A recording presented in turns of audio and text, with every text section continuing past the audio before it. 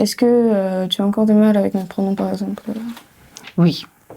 C'est vrai que quand on a appelé son enfant par un prénom depuis 14 ans, c'est... Des fois, je le fais quand même. Hein. Je fais des efforts.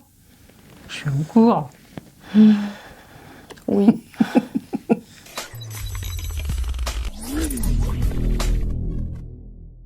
Est-ce que tu as déjà eu des doutes sur mon genre? Non, rien de particulier. Voilà.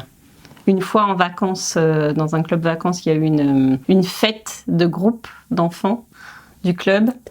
Et ils ont décidé de mettre en princesse au lieu de pirate, hein, alors qu'elle avait expressément des pirates. Oui, et donc on l'a retrouvée sur la scène complètement en pleurs. Elle nous a jamais exprimé je veux être un garçon, je veux être une fille. Tu as jamais eu de style vestimentaire non plus d'un côté... Elle aimait pas le rose, quoi, mais après... en général, tu m'habillais, donc... tu t'en fichais pas mal de son apparence. Jusqu'à il y a très peu de temps, il y a à peu près 1 an, où justement on était à Paris déjà. Je m'étais inscrite à une visite du quartier de la Moussaïa et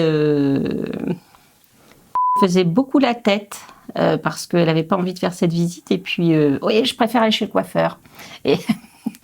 Et donc, en finissant la visite, la place des fêtes, on trouve un coiffeur. Chez Foufou le coiffeur. Et donc, elle avait les cheveux jusque-là. Et elle a ressorti les cheveux jusque-là.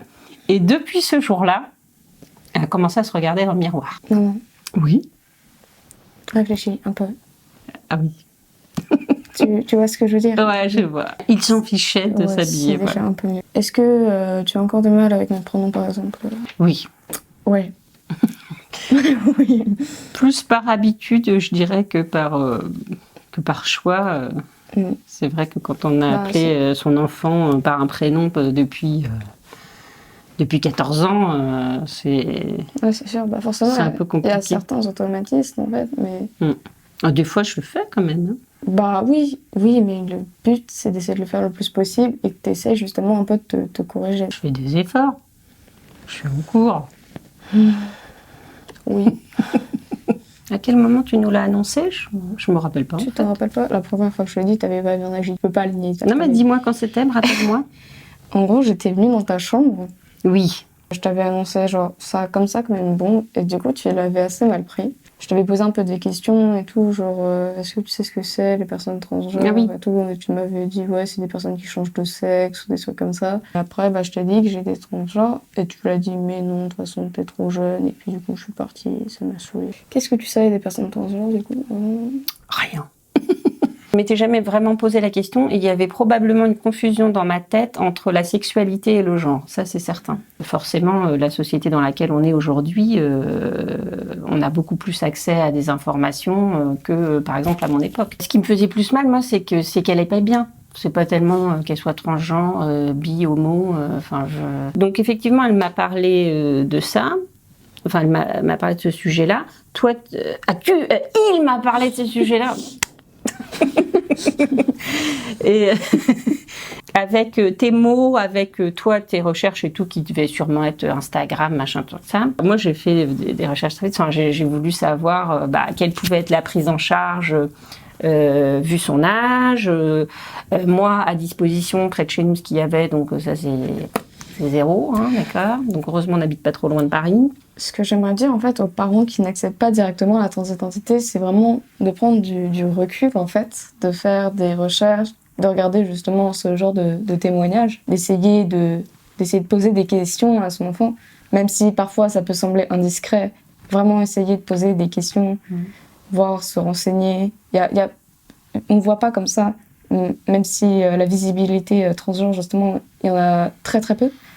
Il y en a quand même. Et du coup, il faudrait vraiment que les gens se renseignent un petit peu. Moi, j'aimerais plus qu'il y ait de visibilité transgenre, qu'il y ait plus de lois, en fait, qui nous permettent de faire des transitions plus facilement. J'ai pas trop l'occasion d'en parler autre qu'à mes parents, ma psy, et vite fait l'infirmière. Donc, je suis heureux de faire ça. Puisque j'espère que ça pourra aider des parents ou même des adolescents ou des enfants transgenres. Je pense qu'en fait, les parents, ce qu'ils craignent, c'est... évidemment qu'on ne saute pas au plafond. On saute pas au plafond, pourquoi ? Parce que, en fait, on sait que c'est discriminé.